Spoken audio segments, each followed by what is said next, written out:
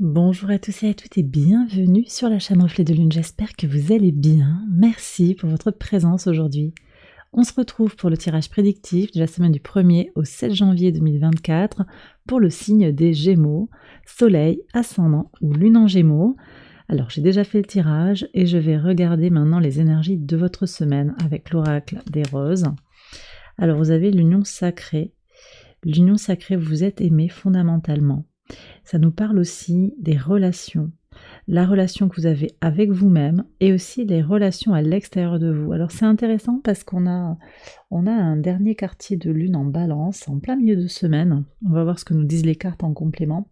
C'est une énergie qui va connecter forcément à l'autre, à la relation à l'autre. Ça renvoie avec l'énergie de la balance à la maison 7, qui nous parle de la vie extérieure à vous-même, des associations, de la vie de couple, parfois des partenariats. Ça nous parle de l'amour aussi avec l'autre, bien entendu, mais aussi en soi. Il y a quelque chose comme ça. Ouais.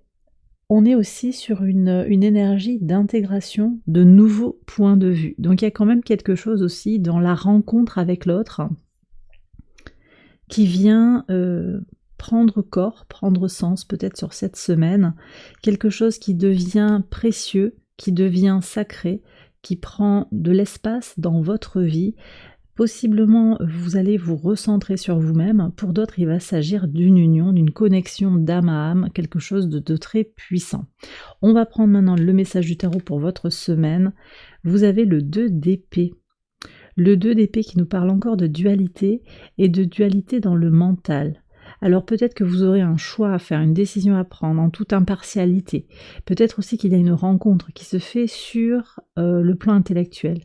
Je vous disais, on rencontre le point de vue de l'autre, on va découvrir quelque chose. On commence d'ailleurs la semaine avec encore ces énergies du soleil au trigone de Jupiter.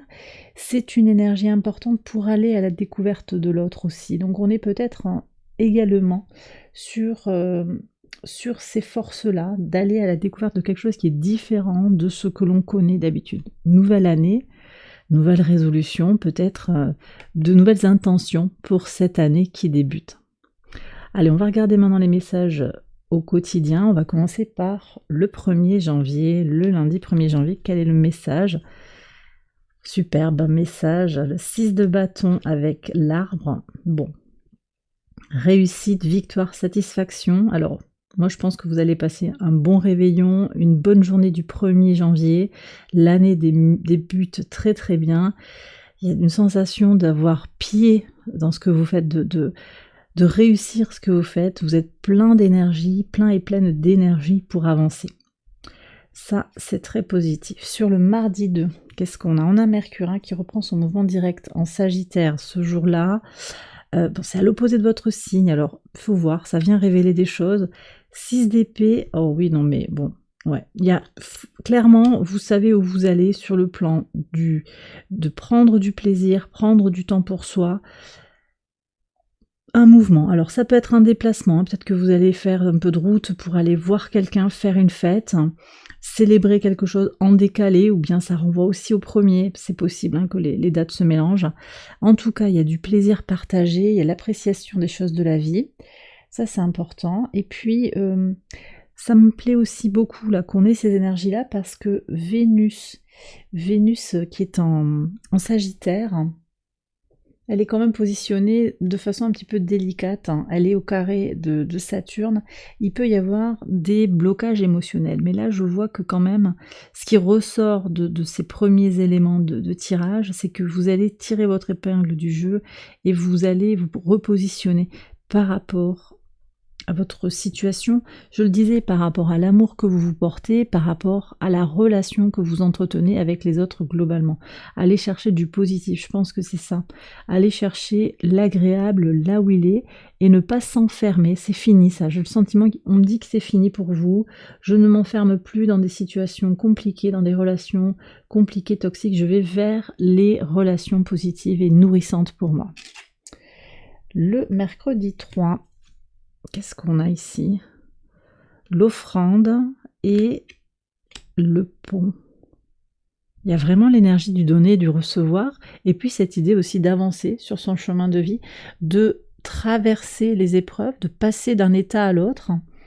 Une belle avancée. Alors en plus, on a quand même la lune en balance, là, donc elle est au trigone de votre signe, une belle énergie sur le plan émotionnel, une énergie de sensibilité qui va vous reconnecter à vous-même, à vos ressentis, à vos émotions, pour avancer. Le don, vous donnez de quelque chose, hein, avec générosité, avec plaisir, et vous recevez avec la même joie, la même gratitude.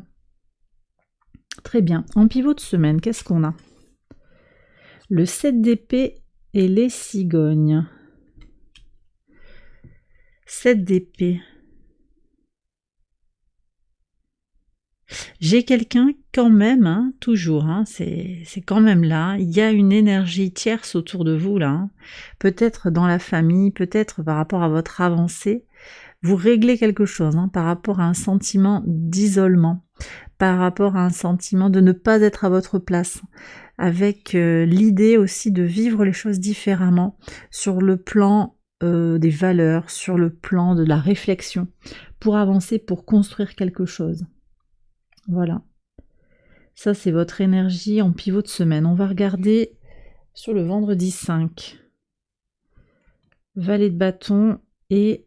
Ouais, alors c'est possible que sur les chemins, sur le jeudi, là, vous ayez encore, hein, il y a toujours ces rencontres comme ça, ces expériences interpersonnelles qui vous amènent à faire des choix. Là, il y a un désir naissant pour avancer vers quelque chose ou une confirmation. Hein. Pour moi, c'est une confirmation. De ce que je vous ai dit au début du tirage, je pense que vous allez confirmer les choix qui sont déjà actés, qui ont été déjà actés sur les mois passés, en particulier sur le mois de décembre. Sur le samedi, qu'est-ce que vous avez? Le samedi 6, qu'est-ce qu'on a? 8 de coupe. Hein. Oui, j'ai une féminine là qui s'écarte d'une situation qui ne lui convient plus. Pèlerinage, quête de soi. On quitte quelque chose qui était peut-être par ailleurs abondant. Hein. Ouais, mais qui ne convenait pas, malgré tout. Reconnexion à son intuition, à ses ressentis. Alors, il y a de très très belles énergies. C'est intéressant parce que sur le plan astral, on est quand même aussi sur le milieu, début de semaine. Alors, on démarre très très bien, très très fort avec un grand trigone en signe de terre qui est porteur d'harmonie et qui marque aussi comment la volonté permet de changer les choses dans le concret, de les faire s'étendre.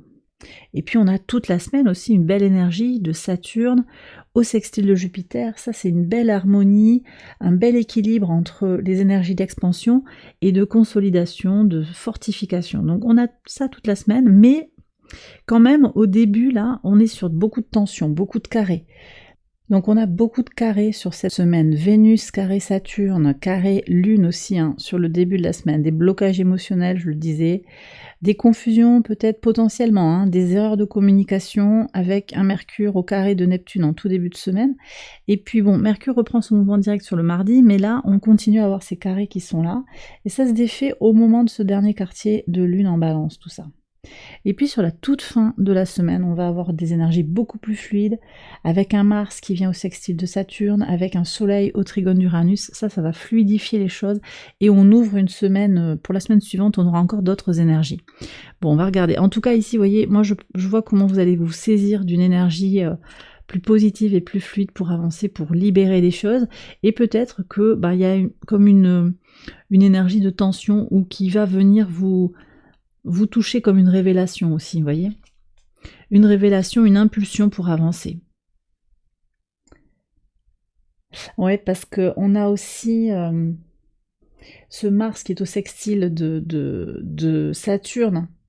C'est intéressant parce qu'on a donc un Mars qui est au sextile de Saturne sur la fin de la semaine, mais également après qui vient au trigone de Jupiter. Donc là, on a une énergie qui est très très puissante, très grande, mais qui est canalisée par l'énergie saturnienne. On a un Mars en fait en Capricorne, énergie, volonté pour agir concrètement, pour faire disparaître les tensions, les difficultés, pour proposer quelque chose de concret, pour initier quelque chose de concret.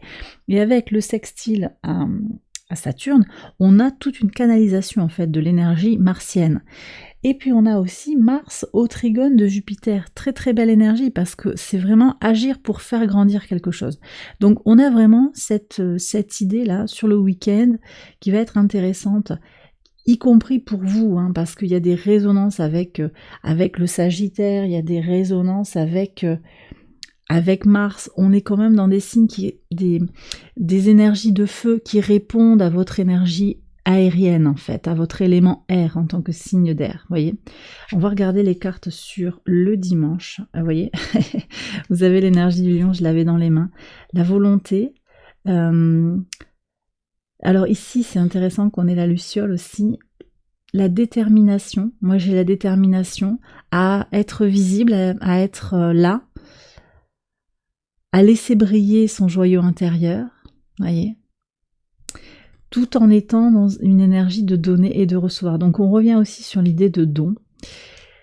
La main tendue, vous vous faites un cadeau, hein, je pense, vous faites un cadeau pour, peut-être pour certains, permettre à votre enfant intérieur de guérir. Je suis très connectée à la maison 5 ici.